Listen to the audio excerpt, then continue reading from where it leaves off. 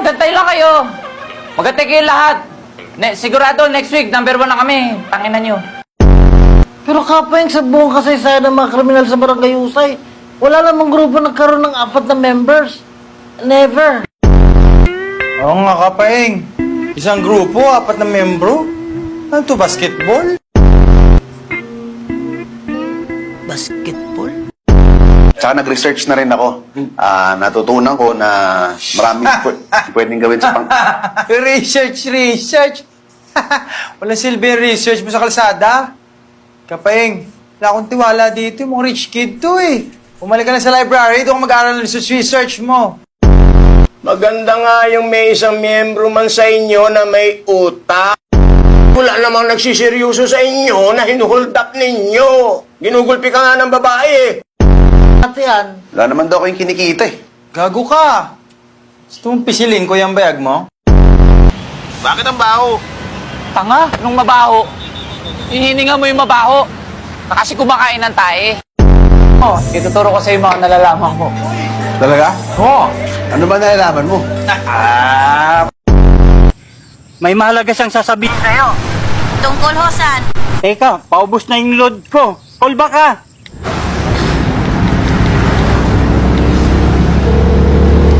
Hello? Hello? Sino to? Nakikita mo to?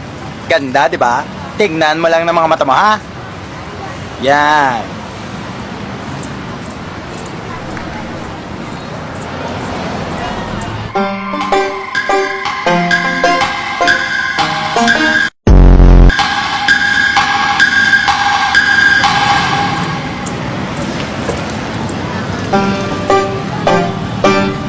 Bobo ang puta.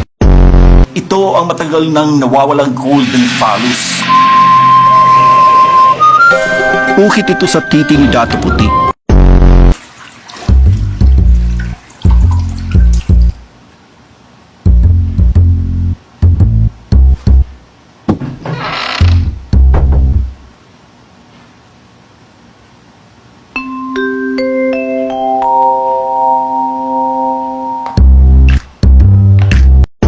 Isa ka rin natin kumain.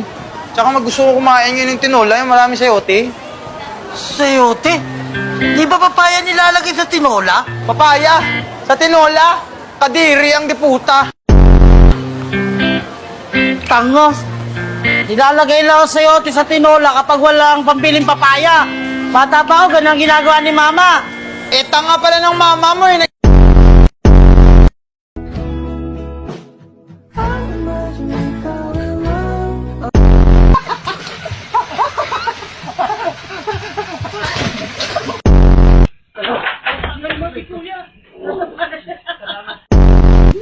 Nagkaon ka na, love?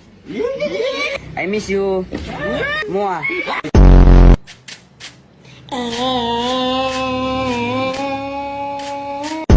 Ito ang tinatawag na snake. Snake dragon. Kung saan ang isang paa niya ay isa lang ang nakatukod at nakagagat ang kanyang mga... Ito naman ang wind of eagle. Tigil yan? Yan, eagle. Yan. Yan, tinuturo sa atin ni Kapitan D. Ito ng hammer punch. Binilan mo ako ng relo. Pero wala ka naman oras sa akin.